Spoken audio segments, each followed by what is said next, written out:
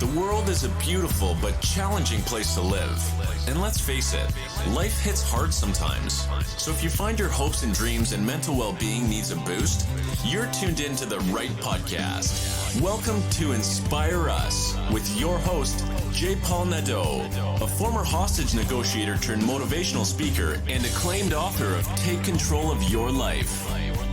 And now, here's your host, J. Paul Nadeau.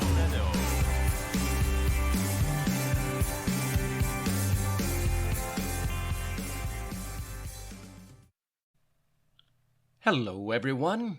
My next guest went from being a world-class, insecure, people-pleaser, and queen of self-sabotage with a severe imposter syndrome and a splash of trust and daddy issues. She was very codependent. She was very needy. She was full of that self-doubt and feared judgment. She attracted toxic relationships, too. And she felt completely purposeless. She went from all that to falling in love with herself and her life, and is now empowering women all over the globe to do the same. And did I mention she happened to have some great energy? My next guest is Rita Pira, and I am pleased to introduce her to you. Hello, Rita, and welcome to Inspire Us. Hey, thank you for having me. I'm so excited to be here. I'm excited to have you. I joined Clubhouse about 2 weeks ago, and I joined a room in which you were speaking. And I got to say, my jaw dropped. I was listening to you. I was totally captivated by your story and by who you are and how your life has transformed. You went from being a very insecure young woman with self-sabotaging tendencies. You had daddy issues. Your belief system sucked as a young person, but yet you transformed into this incredible individual that you are today. And I know that all of our listeners here today are going to want to hear your story and find out who Rita Pira really is. Yeah, I do have quite the story, if I may say so myself. I do remember that day we connected in Clubhouse, and every time I'm in Clubhouse, I find myself coaching. I find myself just telling my story, and people are captivated by it, and they're reaching out and saying they resonated with what I shared. So I know that I'm not alone in the fact that I was a world-class insecure people pleaser, queen of self-sabotage. I suffered from severe imposter syndrome that kept me stuck for a decade. I definitely had a splash of trust and daddy issues, and I was extremely codependent. I was needy, full of self-doubt. I feared judgment like it was my job. I attracted one toxic relationship after the other. I felt completely purposeless. I had the whole dark night of the soul experience. And I have gotten to a point now in my life where I have fallen so madly in love with myself and my life that I am empowering women to do the same all over the globe. So that is, in a nutshell, I guess, who I was and who Rita, I am now. yeah, Rita. All right. You know what? Yes, you certainly didn't have it going on way back when. And a lot of people are experiencing that right now, Rita. A lot of people are feeling the way that you did. They're feeling like imposters. They're feeling inadequate. They're feeling unaccomplished. They're feeling fear. They are unable to unstuck themselves. So what was it in your life that made you take a different route? What was it that started to build Rita into who she is today? You know, when I was a kid, I was bullied, and I was always a really nice kid, and I just wanted everyone to like me. There's the whole people pleaser thing. The things that we learned from our childhood, we carry with us as adults. And from age 0 to 7, your mind is completely subconscious. It's picking up things and forming a belief system that basically runs the show when you're an adult. So if you're not aware of what you picked up as a kid that's running the show, you are unconsciously creating your reality. Whereas when you become aware of what your thoughts are, what your beliefs are, your behaviors, your emotions, you are creating your life intentionally, right? And co-creating with the universe, if you will. So, for example, my belief system, I was programmed to worry about what people think. Culturally speaking, I'm Assyrian. It's ancient Babylonian, not Syria, Assyrian. So I was programmed to care what people think, to worry about it was number one, number one. And I had to take care of everyone else first. My mom is still the type of person that will take the shirt off of her back, put you first, put herself so last that she would give up the front seat, the back seat, and would probably sit in the trunk so you could have somewhere to sit. And so I learned to give, and to never take, to be worthy of love, and never leave the man that you're with no matter what. And so I found myself in toxic relationships. I was getting lied to and cheated on and staying no matter what. And it was just impossible for me to allow someone to do anything for me, even pay for dinner. I believed that I had to get married and have kids, and all these different beliefs that I came to realize now in retrospect, like that was what was running my life. And so the reason why I'm sharing that is because I lived by all those beliefs without realizing them. Once you become aware, then you can stop living life by some belief system that you don't even realize is running the show. And so for me, when I was in Chicago, where I'm from originally, working at a call center, and I one day it just hit me. I'm not happy. I don't want to work this job. I don't want to have to get married and have kids. I don't want to live the life that people are telling me I have to live. Like, I often invite people to reflect on, who were you before someone told you who to be? What brings you joy? What lights you up? What is it that makes you you? And what is it that people are telling you to be? And who are you trying to portray yourself to be? What mask are you wearing for people to like you, to approve of you, right? In fear of judgment and all of that. So once I was sharing this little bit of me working in a cubicle, and one day I was kind of like, I don't want to be here. I don't like this job. I want to find something else to do. My inner being knew I was not happy. And so I filled out this application I found online for something called the Truth Tour. And I didn't think anything of it, just filled it out, let it go.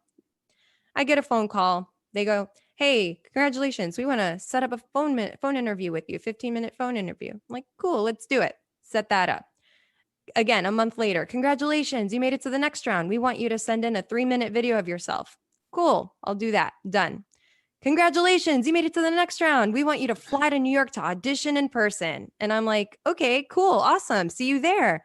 Without even hesitating, I said yes, because that was my initial intuitive response. And so I didn't go into victim mode or fear-based mindset where I'm, "Oh no, what if my boss doesn't give me the days off?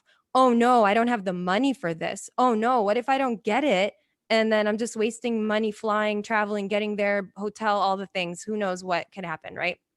Fear-based thoughts. I said, "Nope, it's coming to me for a reason. I'm going to say yes and see what happens." And so I went to my boss's office. I went to her and I said, "Hey, I have this audition in New York. I need these days off, please." She looked at me like I was crazy, because this was a bank call center. And she's like, "No, sorry, Rita, I can't give you the days off." What am I supposed to do at this point, Paul? Do I go turn around, go put my head down in the cubicle, get back to work, and just go, "I guess it's not meant to be"? No. I immediately said to her, "I'm going to go anyway." Yes. Yes. And so then I turned back around, went to my cubicle, went back online, found the cheapest flight I could find. Mind you, I'm in my early 20s at this point. I'm working at a call center, paycheck to paycheck. I have rent to pay. I have a car payment. I have bills. I could have very easily said, "I guess it's not meant to be. I'm not taking that risk. I need a job. I need this job." Right. But mind you, I wasn't happy in the first place. So then I guess I could find another one when I come back if I don't get it. Like, I don't want to ever wonder what if. Mm-hmm. That's what Mm-hmm. fuels me. That's what pushes me, is like, when something's coming my way, I entertain it because it's for a reason. It's for me. Everything happens for you, not to you. And I really believe that full-heartedly. I say yes to everything that comes my way if it's an automatic yes by my intuition. And I know that because when I talk myself out of something, I need to talk myself back into it, because my fear, my ego, my logical mind was trying to talk me out of what my intuition was telling me to do. Yes, and you have touched on so many really important topics and nuggets that we need to explore a little further. A lot of people are unaware. That's the thing. They live their lives the way people have dictated for them to live it, and they're unaware that they have a choice, that they can change the direction of their lives. So that's one thing that came to you, and I want to find out if there was something that really triggered that. I know that you were sitting there in an unfulfilled, unhappy life, working in a bank call center and just kind of, is this my life? Is this where I'm going? And then when opportunity knocked, you jumped for it. You went for it. You said something that I say all the time as well. It's things don't always happen to you; they happen for you. When you take a look at the opportunities, and a lot of people, my listeners, are going to laugh because I say this almost every show, but I do not want to be visited on my deathbed by the ghosts of missed opportunities who tell me, dude, you had so many opportunities I threw your way. You took none of them. None. You missed this and you missed that. No, I want to be visited by spirits to say, hey, that was a rock and roll. What a ride that was. Way to go, Nadeau. I love the two different accents that those voices have. Yeah, the one's kind of weak, kind of like, well, you regret, such regret. We cannot live our lives in regret. Yeah. And you really, what happened after you auditioned? Because and again, oh, wow, and I'm talking too much. It's your show. When you told your boss no, I love that because you stood for yourself, a person who wasn't standing for herself before. You stood for yourself, and not enough people realize that they can stand and say no. Yeah, it's out of fear. We're compliant. We try to make people happy. We're people pleasers, right? I guess some people are, not everyone is. But yeah, I did definitely say I'm gonna go anyway. And if I come back and I don't have a job, then so be it. But I'm not gonna wonder what if for the rest of my life, you know. I do So know that. So tell us after that, what happened? yeah, oh, it gets so good. Nice. And by the way, I always tell people something similar about the whole being visited by the ghosts of regret, or what did you call it? I call them Missed missed opportunities. opportunities. Yeah. I always say you don't want to end up on your deathbed full of regret of not doing things in your life, not living it the way you wanted to live it out of fear of what people would say, because it's the funniest and most ridiculous thing when you think about it. Like, you're not going to live your life out of fear of what people will think or say. That it's just kind of laughable now for me, when that was what was guiding my life. Oh my God, how freeing it is to not give a shit what people think. Oh my goodness. Like, It really is empowering, isn't it? And when you think back then, that lack of confidence closes so many doors, and people disrespect you for not standing up for yourself or for not saying no. It's amazing. People will judge you, and we think that they're always talking about us. When they talk about us, maybe for 30 seconds, because they got their own lives to take care of. But when somebody stands up for what they believe in, when they have that confidence, that's when people start talking about you. But they don't talk behind your back, or if they do, it's all positive stuff. yeah, it's really, I mean, a lot of it is when people are talking about you, it's because it's a reflection of their how they feel about themselves, that they don't have the courage to do what you are doing. And honestly, if someone is talking, let them. They're whether you do or you don't do the thing, they're gonna talk anyway. I realized you could try to be perfect. You're not gonna please everyone. It is impossible. So I say, live your life, baby. Live it to the fullest, and don't give a shit what anyone says or thinks. And I'm finally living my truth. And that's why doors are opening. I'm connecting with people. I'm not filtering myself to make other people comfortable. You know what I mean? I absolutely know what you mean, because I'm living that life too. It really is about standing on your own 2 feet and standing for yourself, not listening. Mhm. And I have been guilty of trying to be a person pleaser, people pleaser, and saying yes, yes, yes, until I realized that gets you gets you nowhere. It gets you Yeah. very, very little out of life. Sets you back, if anything. That's exactly what it does. And Mhm. not to mention what it does to your mental wellness and to your belief system and to your overall joy. Yeah, absolutely. And so going back to my story, Yeah. I go off on tangents sometimes, but it always comes back full circle. Don't you worry. I'm with you. All right. So okay, so I'm in the cubicle, booked the flight, did all the things. I fly to New York and there's a whole other process that goes with it. So I get there and there's a bunch of other different things I had to do. Like there's a scavenger hunt thing and running around New York City and proving myself or trying to win a race or trying to whatever it was. So this is for the Truth Tour. It's this campaign that you may have seen these commercials about smoking cigarettes. They're like these really in your face commercials. Um, so the tour was for Vans Warped Tour. And then they had another one for Tony Hawk and one skating tour. So this is what I was essentially auditioning for to work on the Truth Tour as a brand ambassador MC. Okay. Mm. And they would choose whether to put me on Vans or the Tony Hawk and one tour. And so what happened was after the whole audition process, I get a phone call. Congratulations, you were selected. You are going to be on Vans Warp Tour. And I'm like, cool, amazing. Instead of waking up working in a cubicle every single day, I'm now waking up on a tour bus in a different city every single day. Not only am I alongside freaking Katy Perry and 100 other bands that I'm not really familiar with, I'm not going to lie, because the punk rock tour thing was not my jam. I'm like this girly girl breaking a nail on tour, and it was really funny. But so it's interesting because they put a microphone in my hand, Paul, and they said, "Here you go." And I'm like, "What do I do?" They're like, "Go have fun." I'm like, "Okay." And so I discovered my talent, my gift, my passion, my love for having a microphone in my hand. And I didn't even know that that was something I was good at. And I wouldn't have ever discovered it if I didn't say yes to this crazy, risky opportunity.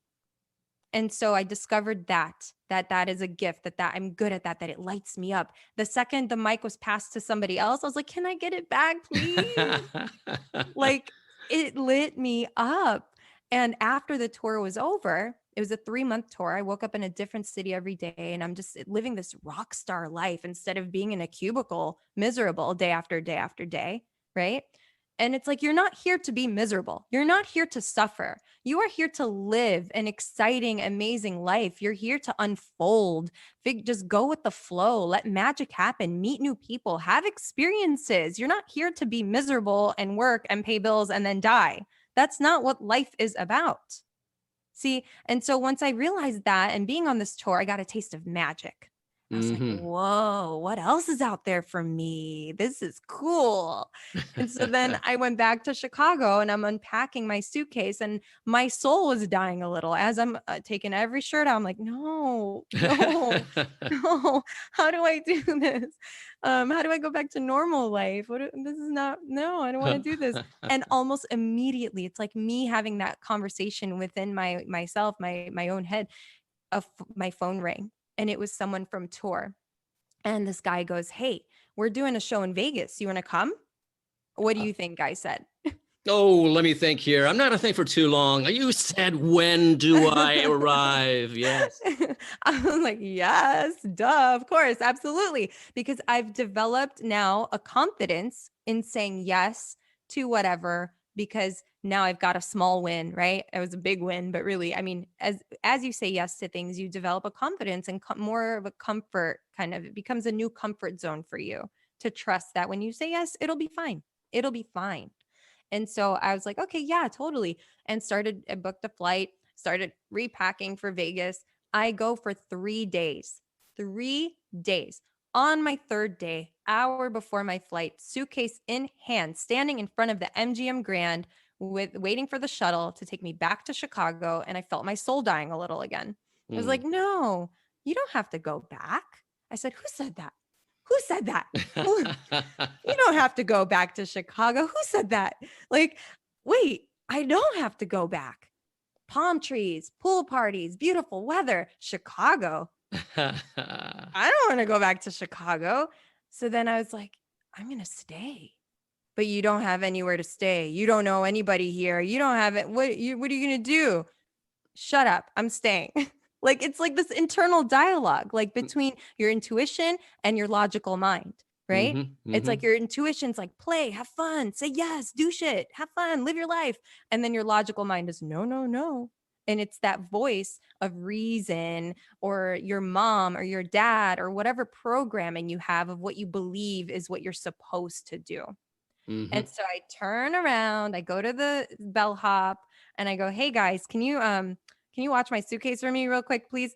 I don't know when I'll be back. I'm just like totally missing my flight on purpose. Gonna go see what happens." And so I walk toward the casino floor. I didn't even make it a quarter way in. And this guy comes my way and just stops me dead in my tracks. It was almost like the universe was like, "Oh, you want to play? Let's play. Here you go." It's like choose your own adventure, Paul. Truly is like every decision you make, everything that's happening every single day, you get to decide what will today look like for me. Do I go outside and play? Do I stay home? Do I cook? Do I go out to eat? Do I whatever? Choose your own adventure every day. Every day. You can talk to strangers, you can engage with your environment, or you can just be like, super zoned in to your own world and not even pay attention to what's in your immediate orbit that you, I believe, have energetically attracted into your immediate environment, your immediate orbit. I don't believe there are anything such as coincidences. I think everything happens for you, not just for a reason before you. And even you and I, the way we connected, like energetically, we were brought to that same room at the same time. You heard me speak, you were speaking, and I was like, this guy is totally my cup of tea. Like it was a vibe, right? Yeah, it was. Yeah. So the guy that stopped me in the casino, still friends with him till this day, by the way. That night, because he worked at the bank at the Bellagio. He had this VIP list or whatever. And he's like, "You want to come to the bank at the Bellagio? I got VIP, this and that." I'm like, "Yeah, sure, why not?" And so I went there that night. I was shoulder to shoulder with Leonardo DiCaprio in his VIP instead of on an airplane, shoulder to shoulder with some guy who would probably talk my ears off. Wow. And that's all because you stopped, you examined your situation, and for a moment there you said, why not? Why not? And Why I not? absolutely love that, because opportunities, sometimes we have to create them on our own. They don't always fall into our laps. We just have to take risks. We have to do something. You did. Wow. What an incredible story. And I'm sure it gets better. Oh, I know. I was going to say, I know it gets better. So I'm going to shut up and you keep talking. Take me on this journey. This is going to be my TED Talk, Paul. All right. Going to hold you. No, you know funny. what? This would be such a great TED Talk. Really? Carry on. That's awesome. Cool. So check it out. So one day it seems to be the way things are happening when I was in Vegas. I don't know. I got stopped again by someone and he goes, "Hey, where you going?" I'm like, "I don't know. I'm just, I missed my flight. I'm just going to the pool. I don't know." He says, "Well, there's a pay-per-view fight. Do you want to go with me?" And I'm like, "Okay." And so I was like, "All right." And I ended up fourth row at this pay-per-view fight with Casamayor and Vasquez, if I'm remembering correctly. And I'm hanging out with Mike Tyson. I'm in the middle of the ring, all of these things. Then another day, I'm at the mall, minding my own business, shopping, and it's 2008. So someone is standing outside of the store I'm shopping at, and I feel the energy. I see him from the corner of my eye. I'm like, "Oh gosh, I got to dodge this guy. He's going to try to talk to me or something." And I'm walking out, and he, of course, comes my way, hands me a business card. I look at it, VH1 casting director. He's offering me to be on a reality TV show because he said I look like Kim Kardashian. And so I'm laughing and I'm like, "Thanks, but no, my mom would kill me." So this is the first time I said no to something. And I wonder what would have happened if I had done it. But in me saying no to that, because I had my own judgment against reality TV. And mind you, this was brand new at the time. It was like Rock of Love, Flavor of Love were the only things out. And so he was like, "Oh, okay, well, they're filming, someone's over here filming a Warner Brothers movie. It should be good. You want to do that?" I'm like, "Okay, that sounds legit." So the next day, 5 a.m. call time. I'm having breakfast. They catered food in and whatever. I have this bikini on. They did my hair and makeup. They go, "Sit here and look pretty." 14 hours of that. I was like, why did I sign up for this? Oh my God, how miserable. Next thing you know, Paul, I take up the entire screen in a white bikini in the movie The Hangover. Oh, wow. All this Ah, because I said that I'm going to fly to New York and audition for this tour and then go to Vegas on a whim after being invited. It's just like doors, invitations. Say yes to things. Just explore, see what happens, and just surrender and let it unfold. Stop worrying so much and because worrying is praying for the stuff you don't want. that's right. And for everybody listening, there are so many gems here that Rita is dropping and sharing with us. It's so true. Sometimes you just have to say yes, and sometimes you can say no, but you just have to put yourself out there because you never know what is awaiting for you. And what I love, a lot of things that I love about what you said is that once you get that little bit of confidence, you give yourself permission to have a little bit more, and then you have another experience and you give yourself permission to have a little bit more, and eventually that confidence is solid. It's part of your galvanized suit, and you just go out with the world and do such extraordinary things, which you have done and you continue to do. So is there more to that story? Because I know there is, and I should just be quiet. This is your show. The Vegas stories, I ended up living there. The guy that I told you that I know till this day, he ended up getting me a job with him. And so I had my own guest list now. I was Miss VIP managing. All I had to do was go and collect pretty women from the bathrooms of the pool parties, and I made money off of every single one that I brought. So that was fun. Got an apartment, and just it got boring after a while. Vegas is only good for a little while. So Mm. then I had this intuition just to kind of, okay, I'm done here. I think I'm done here. And so I looked on Craigslist to find a job. And this is again before it was creepy. It was pretty legit at the time. I found this application for a job with Barbizon, this modeling and acting agency, school, training, personal development sort of thing. And I read the description. I was like, oh my God, this is exactly me in every way, shape, and form. This is so meant for me. And how magical that I just decided I'm going to move back and boom, this is going to be the job I'm going to get. I know it for sure. Just even having that belief and confidence in this is my job. I submitted my resume, got a phone call with them, and they said, we'd love to meet you after talking with them. And I said, well, I'm in Vegas. They're like, oh gosh, okay, well, call us whenever you come back. I'm like, I'll be there tomorrow. And I packed up my car and drove. It was like 26 or something hours straight back there for this interview, got the job, and was with them for a year and a half where I crushed it. And it was the best experience ever. And I'm using those skills that I learned in that job today in my coaching business. That is amazing. Wow, what a great story. It all comes full circle. It's really crazy. It really does come full circle. Now, you are doing a lot of new things, and you're a very active part of the clubhouse, and a lot of people appreciate you there. You are a presence on Instagram, and you're in a coaching business. Tell us about your coaching business and the things that you're doing now. Yeah, thanks for asking. I am really just trying to help women, especially women. I mean, I have helped some men as well, but to mostly help the women that are where I was just a few short years ago.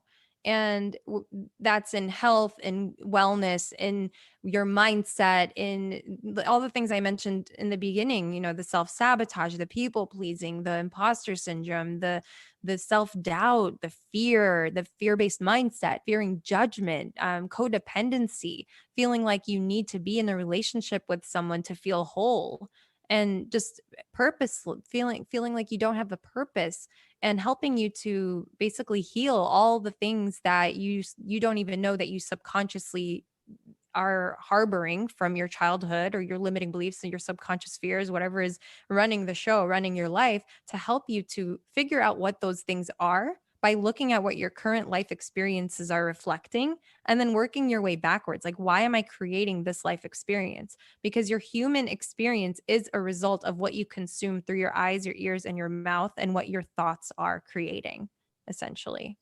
Yes, you could. Well, you said it beautifully. And I say the same thing to people that we have so much in common, you and I, and we think the same way. Some of the things that you're saying, I've said so many times as well. Mhm. If you could if you could give a little bit of advice to some of our listeners out there who are really listening to every word that you're saying, what would you advise some people who are feeling afraid to move forward with perhaps taking the risk? Because a lot of this, and you said it yourself earlier on during our conversation, you didn't know whether you were going to have a place back at the bank, but you said, what the heck, I'm going to do it anyways. I'm going to follow my dreams, going to follow my heart. There's some people out there who have lost everything. And they're in a place right now, Rita, as you know, and you speak about it, of real hardship. What can you say that might encourage the hearts and minds of people who are listening right now? I would say that it happened for you. Whatever it is, look at what the lesson could be, where you're supposed to pay attention to, what you're supposed to pay attention to, where there might be a lesson, where you could possibly grow, because it is, it is 100% happening for you, not to you. I believe that even when people have everything and they think they're happy, everything's stripped away from them because that's not the true them. They're wearing a mask, or they're deep down not happy, or not living their purpose, not living their truth, not their highest self, and they get stripped away of all the things that make them so that they don't have any of those things anymore, and they are forced to go through this whole dark night of the soul experience, asking those big questions. Who am I? Why am I here? What's the point of all this? Right? And so I think that that is truly something that you can take and go into deep reflection with, and just know that whatever it is for you. And I can say, I can hear people saying right now, or thinking, oh, that's easy for you to say because X, Y, and Z, you're in this and that position. But I'll tell you something. When I was in my early 20s, I was almost raped and murdered. And I have so much gratitude for that happening for me, because it changed my life. Instead of in the moment allowing that to break me, to destroy me, to have me spiral down into God knows what, I said immediately out loud, thank you, because I know I was going down a wrong path, and this was to guide me back in a different direction. Wow, that's so powerful. And yes, I was aware of that. And that was one of the questions I was going to ask you about. And thank you for bringing it up. I used to work with victims of sexual assault and child abuse. I was an investigator in the Special Victims Unit for several years. And it comes to mindset at times to recognize that some things that happen to you are not, going to define who you are or where you stay. Because a lot of victims used to blame themselves or blame their circumstances, what they were wearing, what they were drinking, what party they were going to. Whereas others, I found this strength in them who behaved exactly as you did. It's like, no, this is not going to destroy my life. This is not going to define me. That horrific incident that happened to you. But boy, did you ever grow from that? How were you able to do that? Yeah, I remember feeling a little bit beat down from it for a good week or two at least. I was sad and feeling like my mom was right. How did I let this happen? Beating myself up for that. I'm not superhuman, right? I felt my feelings, and that's the secret, is that you feel your feelings and then you make peace with it, and then you release them. You don't store them. You don't carry them with you every day. That's why I'm able to talk about this and not get emotional or go back to that place. Because the other thing is about the brain, your brain, when you're living in the past, you're tricking it into thinking it's happening again. I love that you're nodding right now. Because you were talking my language. It's like I'm talking to a carbon copy of myself here. I've said that so many times. There's what I've said to people, and I continue to say to people, and if my listeners are listening, they know this already, but it's okay, because the more you hear something, the more it sinks in. That is a fact. We have 3 personal time zones: the past, the present, and the future. What happened 5 minutes ago we can revisit, but why? If it was something bad, it's, you don't want to go to the Poor Me Hotel and sit and, take a room, because that's like going to the Bates Motel. You're never going to get out. Just like going to Hotel California, you ain't never getting out.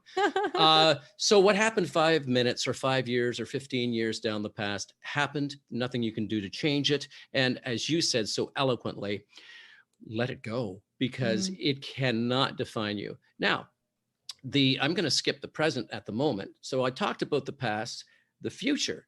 Well, we can certainly plan for that, can't we? But as COVID-19 has taught us, you can make all the plans you want, but that can change in a New York second. Not only that, time is not guaranteed for any person. We don't know how long we have on this earth. We just don't know. So we can plan. Yes, good to plan, good to hope, good to dream. That's great. Yeah. But this time, right now, this moment in time, this is the most important moment of my life. I get to share it with you. I get to be with you and talk with you, and we get to share our ideas and just, control the moment.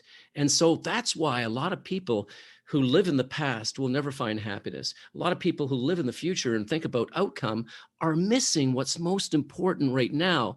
I'm looking at you, very pretty girl. You got beautiful flowers behind you, nice plant. The conversation is so great. And this is what the present moment for us is like. What is your present moment right now? Because truly appreciate the moment that you're in. It won't come again. Yeah. I love everything that you just said. And you're right. It is like talking to a carbon copy of myself. It's so much fun. I love this.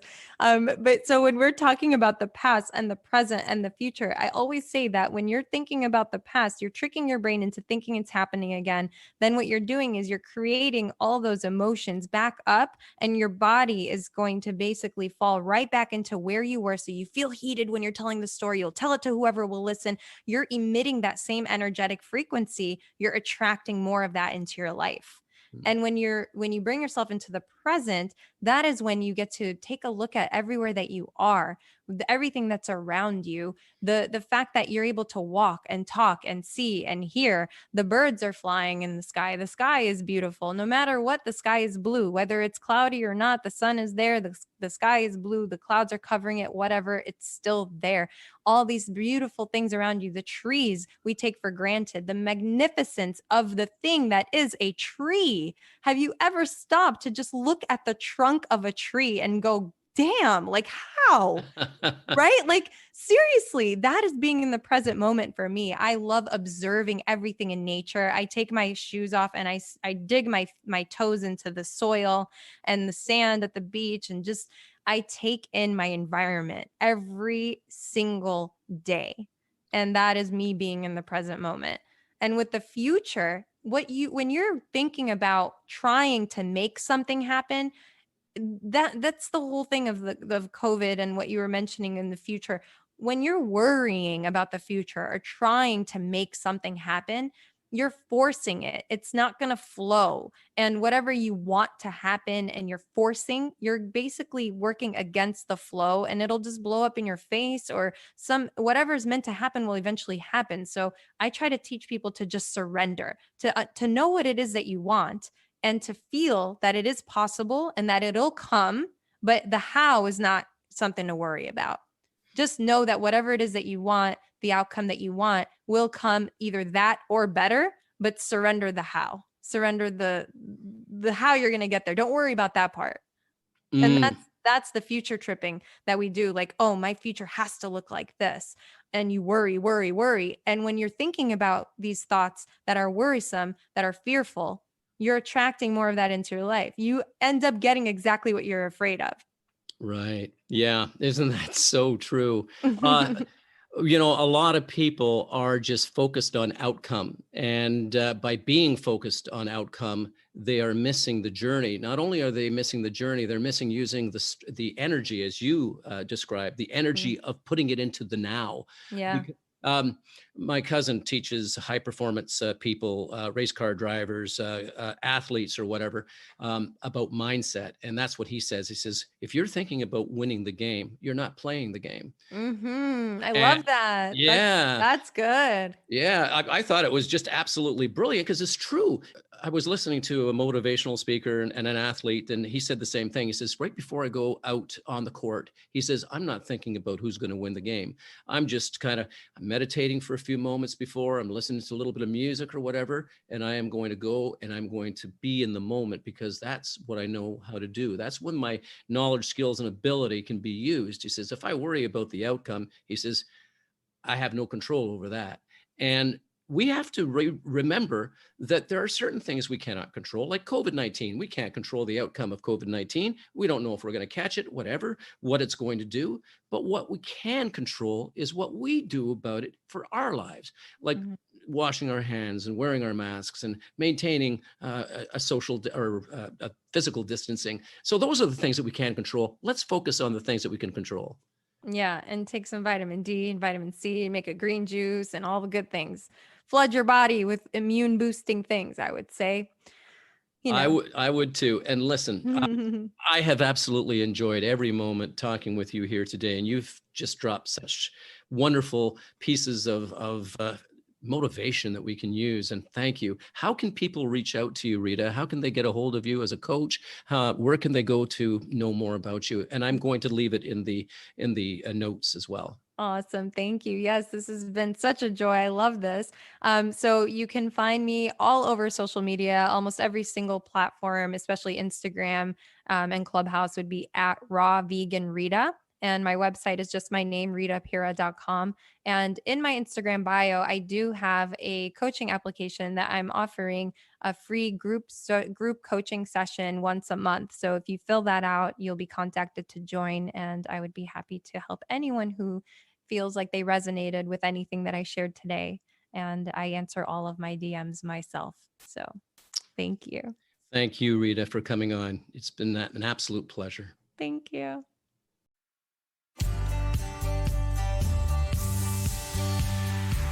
Thanks for listening. Tune in next week for another insightful episode. If you haven't already, hit the subscribe button and leave your comments. For more information, check out our website at www.inspireus.ca. Remember, it's not what happens to us that matters most.